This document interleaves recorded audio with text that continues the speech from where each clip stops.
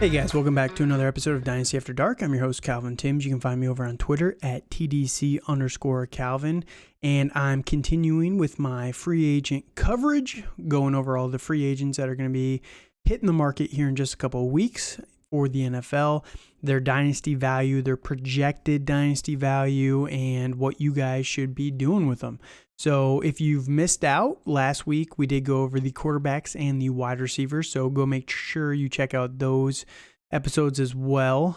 Tomorrow we're saving the best for last. We got the running backs. It's going to be a two-parter because there's so many good players that we want to go a little bit more in depth on some of these guys, and I'll have my co-host back tomorrow as well for those podcasts. And just so you guys know, I mean, I'm doing a solo pod today, just me.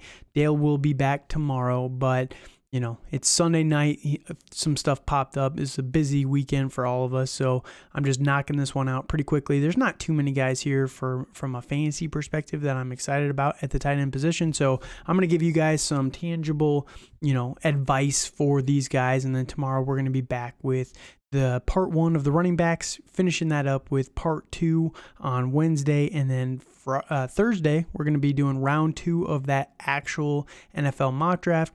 And Friday, we're going to be putting out a little bit more bonus content as well, fixing the Las Vegas Raiders. Make sure you come back for that. I'm going to be playing GM for the Raiders, breaking it all down, kind of discussing the roster as a whole, the moves that I would be making. And, it's not specifically fantasy related, but, if you like football content, and I think pretty much everybody does, make sure you go check that one out because I'm trying to just give a little bit more, just talking fantasy all the time is not always the most fun when there's so much else in the NFL. So hopefully you guys enjoy that podcast, but that'll be coming out on Friday. So that said, thank you guys for joining me for the tight end episode, and we're going to be going over a couple of guys here. I got 5 guys that I'm going to talk about for Dynasty that will have Dynasty implications. They might have Dynasty value going forward.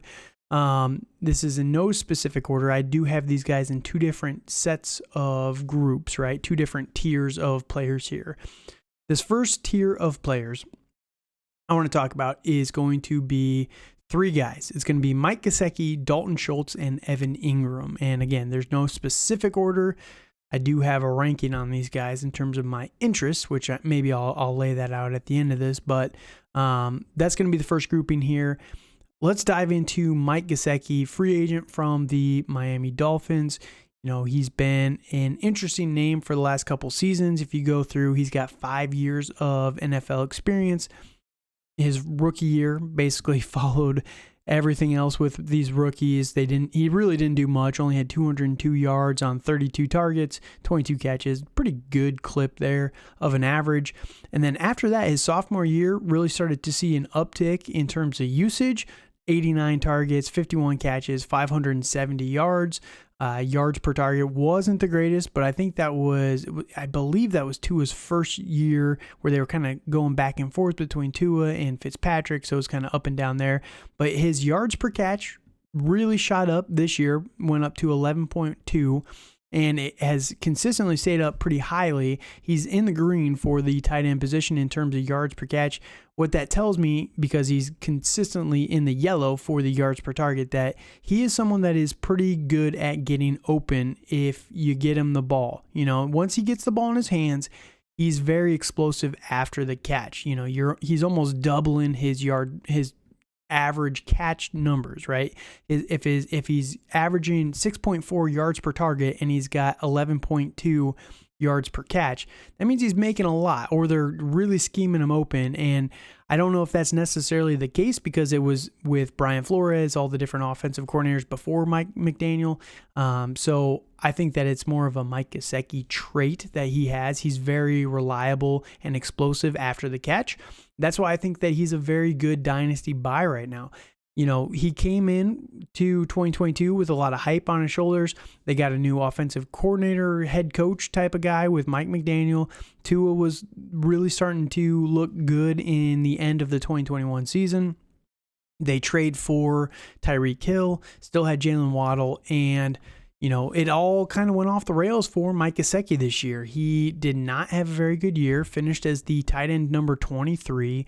really didn't get used very much as well. Only had 52 targets on the season. I mean, you look at it in terms of progression per year, 32 as a rookie, 89 second year, 85 third year, 112 in 2021. That might be a little bit of an outlier there. No one thought that was sustainable with Tyreek Hill coming into the team. Sorry, I'm stuttering all over my words here today. Goodness gracious. But then this year, he drops down to 52 targets. And that's not great for a fantasy tight end. But the Mike McDaniel system just does not utilize the tight end very much. I mean, it also helps that he has Jalen Waddle and Tyreek Hill to be the focal points of this offense. And, when you look at it, and Mike Gesicki really doesn't block that much as well. He's more of an athletic move type of tight end. His snap percentage is pretty terrible on this year as well. Like, he just did not play very much. He rarely saw over 60% of snaps in a game, about average on 50%. And there's a lot of games where he had less than 40% of snaps in the game. And, what that tells me is he's just not being utilized. He's not part of the game plan, and that's fine. But he's going to he's a free agent now. He's going to go to a team that's going to probably use him. I think there's a couple options out there. I think I've been calling this for years now. Dalton Schultz and Mike Gesicki are just going to switch teams. I mean, Mike Gesicki goes over to the Dallas Cowboys, and he's instantly an upgrade, I think, for this offense. That he fits what they need for this offense much better than what Dalton Schultz does. You look at him with Mike McCarthy and what they are looking to use from the tight end position. They were swapping these guys up all over the board this last year, trying to get guys that would be able to consistently get open and everything. Dalton Schultz had a little bit more of a down year this last year. So I think Mike Gesicki would be a great addition to the Dallas Cowboys. There's a few other teams out there that you could look at. Green Bay consistently, always, perennially needs a tight end. There's the Chargers. They have a free agent need now with Gerald Everett being gone. So there's a few teams out there. Houston Texans would be a good fit as well. So I think that Mike Gesicki is going to have quite a few suitors out there. Now, boil all that down. So let's say it's not a tight end premium league. What are you looking to get Mike Gesicki for? Personally, I'd be willing, if I really need a tight end for my team, I'd probably throw a mid-second at Mike Gesicki and see if that gets it done. Probably does, to be honest with you. But if you buy now in the next couple of weeks, you might be able to get him for a late second. And I think that's just going to be awesome value because, again, I think he's going to be one of the top tight end free agents on the market. He's only 27 years old, 6'6", 250 pounds. Not a ton of usage on his body, so it's not like he's broken down or anything like that. And again, I think he's going to go somewhere that they're going to really like to use him. So I think if you invest a late second now, more than likely his value is going to spike up to an early second, maybe even a late first. Some people, if they're really desperate for a tight end, I think there's a lot of potential there in Mike Gesicki. Detroit Lions, for example, they could use a tight end after losing TJ Hawkinson. So there's a lot of suitors out there that he would make a lot of sense for, and I think that he's going to go somewhere and can get back up into the tight end number one range. Now, that's not always the most exciting. It's not the most fantasy points. This position as a whole, unless you're Travis Kelce, it's not the elite categories that it once was. But my take on the tight end position is eventually it's all going to come back around, right? One of these teams, one of these years is going to realize you're basically wasting an entire position on your team. And I understand why, and I understand how everything in the NFL is cyclical and all this stuff, but you're relying so heavily on these wide receivers that you're neglecting the tight ends. I mean, look at Baltimore. A tight end is their number one wide receiver, and it works really, really well for them. I know there's other circumstances around that, running team, running quarterback, things like that.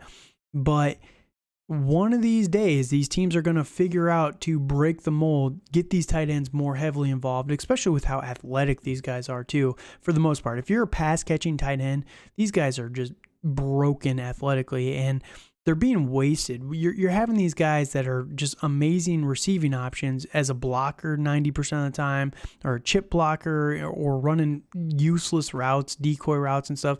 And I understand why, but there's too much emphasis on the wide receiver trying to make a home run play. Sometimes you just got to get on base, and that's what these tight ends can do for you much more consistently. I mean, when you're getting only 85 targets as one of the better wide receiver, or one of the receiving options on your team in 2020, that's what are we doing here? You know what I mean? So I think the tight end position is going to have a resurgence over the next couple of years. We're a few years away from that, but one of these days, man, these teams are going to figure out to utilize these guys. And I think that Mike Gesicki is a good player. Get him for a late second, upgrade that into an early second here in just a couple weeks after free agency hits. All right, number 2 guy I want to talk about here, Dalton Schultz. And there's a reason why I'm talking about these two first over Evan Ingram, because personally, Evan Ingram is probably the one that I would want to have the most out of all 3 of these guys, but I don't think he's actually going to be a free agent. I think he's going back to Jacksonville. I guess technically he's still a free agent. They're re-signing him, but I think they're really going to try to bring him back into the team and utilize him pretty heavily. Now, this last year, Evan Ingram, I guess I'll just talk on him because I started on anyway. We'll get to Dalton Schultz in 1 second, but very good year. Finished as the tight end number 5 in PPR, number 6 in standard. 4 touchdowns, really not a ton of touchdowns. I was actually surprised when I was looking at this.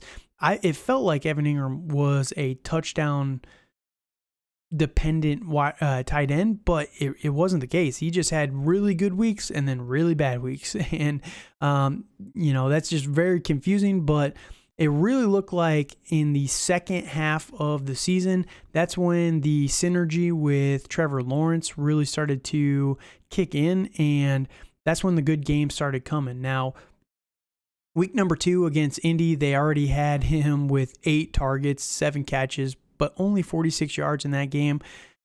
Week number 5 against Houston, 10 targets, 6 catches, only 69 yards, pretty nice there. But they really started to lean more heavily on him and get him out in space in the second half. That's where you can see his yard per target number start to kick up, his yard per catch number really kick up. And anytime you have a 40-point game as a tight end against Tennessee, I get it, the defense for Tennessee was not that good this year, but 15 targets, 11 catches, 162 yards.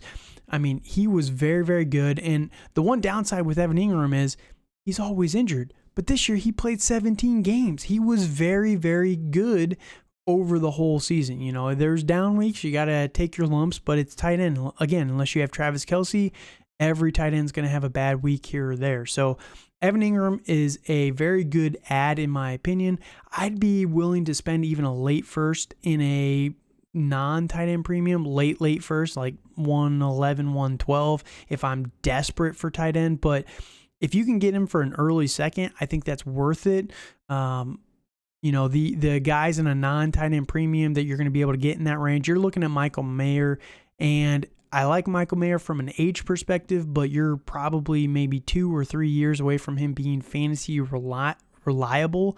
And Evan Ingram is someone who I think is going to be very good for fantasy this upcoming season. So if you want to go and win, I think he's going to very easily repeat on his top 10 performance, and he's probably going to be another top 8 tight end for 2023. So there's all rumors are that he's going to be back with Jacksonville. I like Evan Ingram. I'd be willing to send an early second for him. And when he re-signs with Jacksonville, even a late first, again, really late, very specific. If you really, really need tight end, I'd be willing to do it. But in a tight end premium, definitely worth a late first, in my opinion. That's where the value for some of these guys, it shoots up. It really depends on your value of tight end premium. All my tight end premiums are 2.0 tight end premiums. So, when you have 98 targets and 73 catches as a tight end in a 2-point tight end premium, that's a lot of extra points. You're sitting pretty good even compared to a lot of wide receivers at that point. So, it's much more worth it. And I think that Evan Ingram is going to see an uptick in touchdowns this upcoming season. This offense is looking fun, man. Jacksonville is going to be no joke. They get Calvin Ridley back. Hopefully, knock on wood, he has to reapply for playing time in the NFL by the board, and they got to approve him and all that stuff. But Christian Kirk, Zay Jones, Travis Etienne, Evan Ingram, it's a nasty combination of guys here. So I really like Jacksonville, what they've been able to do the last couple of years, and they're really looking like they're on the right track right now. So go get Evan Ingram. I think he's going to be a steal for fantasy football, dynasty football. He's only 28 years old, so he's not even that old as well. All right, last guy in this tier, Dalton Schultz, and it's kind of a tier break. It's almost a mini tier break between those first two guys and Dalton Schultz. Now, Dalton Schultz, he's had 3 seasons as a top 12 PPR tight end. The last 3 years, 2020, he had 89 targets, 63 catches for 600 yards, 4 touchdowns. 2021 was the big upswing year. I think, was that the no Dak year, I believe. He had 104 targets, 78 catches, 800 yards, and 8 touchdowns. Even then, this last year wasn't the best. It was not the premium that you'd like to see from a fantasy perspective, but he did have 89 targets still, 57 catches, 570 yards, and 5 touchdowns. So the guy does get into the end zone at a pretty regular clip. He played quite a bit this year. The problem with Dalton Schultz is he was very good for the Dallas Cowboys. After what he did in the playoff game, not getting his foot down and everything like that, really screwing them for that final play where everything just went to hell. He's not going to be back with the Dallas Cowboys. Basically, Jerry Jones is going to punt him into the sun because you cannot burn Jerry Jones like that, right? So Dalton Schultz is going to be on a new team. That's why I like Mike Gesicki for Dallas, and I really like Dalton Schultz for Miami. He fits more of a George Kittle role for Mike McDaniel than Mike Gesicki does. Mike Gesicki is not that good of a blocker. Dalton Schultz is actually a pretty decent pass blocker and run blocker, I guess, but he is able to chip pretty well, and he'll see a lot more play time than Mike Gesicki did for Miami if he stays out there. More play time means more opportunity, and while Mike McDaniel may not really rely on the tight end position, Tua does like to target the tight ends, especially in the red zone. So if you get a guy that's going to be playing 80, 85, 90% of snaps out there with Tua, I think that there's going to be a lot of opportunity for him. And, if Dalton Schultz goes there, I could see it, but I'm not completely sold. Maybe Dallas somewhere, or not Dallas, Detroit, somewhere like that. He would be a pretty good fit, but there's a few teams that could use a guy. New York Giants, for example, Houston Texans, they could use a tight end, but really at this point in time, it's hard to predict where he's going to go, that it's going to have a very positive impact for fantasy football. So I'd be willing to spend a late second, maybe an early first or early third if you can for Dalton Schultz. If not, I'm probably passing on him, but I think that there is the potential that he could spike in value again, kind of like Mike Gesicki, jump up to an early second type of value, but it's more of a long shot. But the fact that he was the number 3 overall tight end just a year ago might be something you could swing in your favor. If you buy him cheap and try and sell him, if he goes somewhere like the Miami Dolphins, like the Houston Texans, you could try and say, hey, they're going to use this guy. Look what he did when he had a lot of opportunity, something like that. But Dalton Schultz is the last guy. Like I said, there's a mini tier break between those first 2 guys and him, but I would still kind of rank him in the same tier as those guys because you can't finish as the tight end number 3 overall in standard and PPR and then just be completely disregarded, right? There is talent there, and people like to knock him for the talent, but if you give him the opportunity, he does have pretty good talent. So Dalton Schultz is the last guy. Again, late second, early third. I'd be willing to buy in for that. All right, 2 more guys really quickly I want to touch on here, and then we'll wrap this up. Couple guys. My guy, Irv Smith, is the last guy I want to talk about here. Well, one of the last guys I want to talk about here. Last year was a lost season yet again. Guy has just gotten the worst luck in terms of injuries, loss. He played 8 games this last year, no games in 2021. Rookie year, he played 16, but, as a rookie, they're not going to do much. Second year, 2020, didn't really have much opportunity. He only played 13 games in that one. It's not been good for him for injury-related health, right? He's not been healthy enough, and that's the problem with Irv Smith. I like the talent. I've always liked the talent. He is a little bit smaller. He's 6'2", 240. He's a thick boy, but the reason why I like Irv Smith is because he's only 24 years old. He's still maturing. He's still growing into his body. He's got 4 years of experience. He's only 24 years old. He came out to the NFL very, very early. It always says that these tight ends take a little bit of time to develop in the NFL. And, if he's starting to get his full man body at this point in time, there's a real chance that he's going to be much better moving forward. You're not going to have to worry about the injury risk as much as well. But he is not going to be back with the Minnesota Vikings because they traded for TJ Hawkinson, right? And TJ was very, very good this last season. What did he end up finishing as? He finished as the tight end number 2 in PPR, tight end number 4 overall in standard. He came over here and just got a million targets. He is perfect for someone like Kirk Cousins, so they are not going to bring back Irv Smith. And again, he could go somewhere, maybe compete as the tight end number 2, but Irv Smith is a very, very good pass-catching tight end. He just needs the opportunity. That's the one downside for him. So Irv Smith, I don't think that there's going to be much value for him there. Maybe a mid-third, late third, and you could probably have Irv Smith. He's probably better at that point than some of the rookies that are coming out, Sam Laporta, some of those other guys. It's about the same amount of risk, but it's worth a shot. If you like Irv Smith, again, he's only 24 years old. They're injury prone until they're not. I think that there's a real possibility that Irv Smith plays 13, 16, 17 games next year pretty easily. The injuries that he's had the last couple of years, if you do remember, are very, very freak injuries. I think he broke his foot, not a Liz Frank, like the week before week 1 in 2021.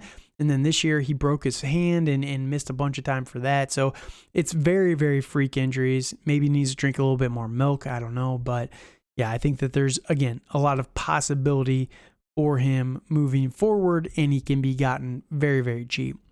Last guy here I want to talk about is going to be Hayden Hurst. He is a free agent, was with the Cincinnati Bengals. I would not be shocked if they did not bring him back this last year.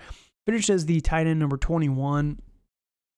Really started to he got used a lot early in the season. It looks like he did miss a little bit of time. 3 games total towards the end of the season, so that burns you a little bit more. But he was pretty good before that. He had multiple games with double-digit points for a fantasy tight end. You love to see that. There's the possibility that Joe Mixon is gone from this team. Samaje Perine is also a free agent as well. They could bring in someone like a Jahmyr Gibbs or somebody like that in the actual NFL draft, but there's a lot of rumors that they might trade T. Higgins. There's a lot of question marks around the Cincinnati Bengals right now. So let's say that they bring Hayden Hurst back. I could see him being utilized a little bit more than 70 targets. Maybe he sees around 90 targets, and that pushes him up to a mid-round tight end number 2. Again, he was very consistent in the beginning of the year up until he started to miss time, but had a few dud weeks, but he was very, very consistently getting you almost double-digit points, if not above that, every single week. So Hayden Hurst is a guy, again, same as Irv Smith. He's 29 years old, so he does not have the age factor that Irv Smith does, but he is very consistently good. That's kind of been his MO for the last couple of years. 2020, he did finish as the tight end number 9 overall in PPR, but last couple of seasons, he's just been consistently solid. That's kind of the best way to describe him. He's not elite, he's not terrible, but just solid. And that's something that for the tight end position could be all you need week to week. So again, mid third, late third, and you could probably get Hayden Hurst at this point in time. And I think that could definitely be worth it from a value perspective. So there's my 5 guys for the fantasy tight ends going forward. If you can, let me know your thoughts over on Twitter, over on YouTube. If you're on YouTube, check out the video, or if you're not on YouTube, go to YouTube and check out the new video. I'm trying a new format, got a little background image here, changing the text up a little bit as well. Probably point the camera at myself a little bit more here. But let me know your thoughts. I'm trying this out, see if it looks a little bit better. Before I had just the black screen, with the red letters and all that stuff. If you like this a little bit more, let me know. Let me know down in the comments. That'll help. Like I said, all the time, I need you guys to like, comment, subscribe on the video. Just helps with the algorithm and everything like that. But let me know your thoughts. And with that said, again, you can find me over on Twitter at TDC_Calvin. My co-host, Dynasty_Dale. He'll be back tomorrow. We're going over running backs, and it'll be a lot better. Maybe I won't be so mush mouth tomorrow.